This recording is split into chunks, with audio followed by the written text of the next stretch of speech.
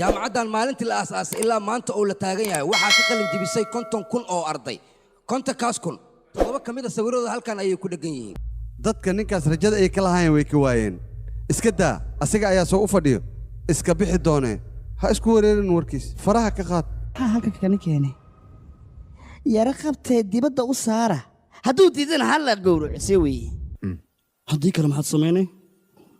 waxaan ku yidhi haddii kale maxaad samaynay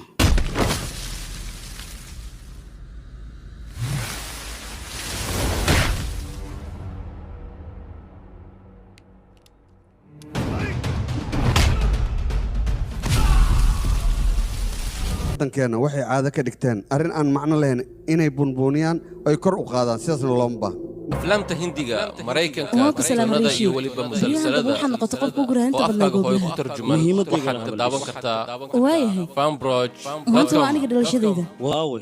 niidi xagee gashay yaa qisubal inaan wacawaa saaxiibkay maxaa jiri hee dadkii dhan waa ilowdi معرفة القديم خير من النسب سوى يا أخي أصحاب هذا هوري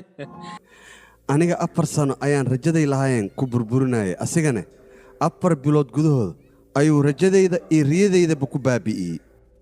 gacanta ii dhib hadda waa kulankii ugu dambeeyay labadana suuqaya dambeysay ka dhaqaajiye aniga beerfalow lagama yaabo inaan kulan dhaqaaji hadda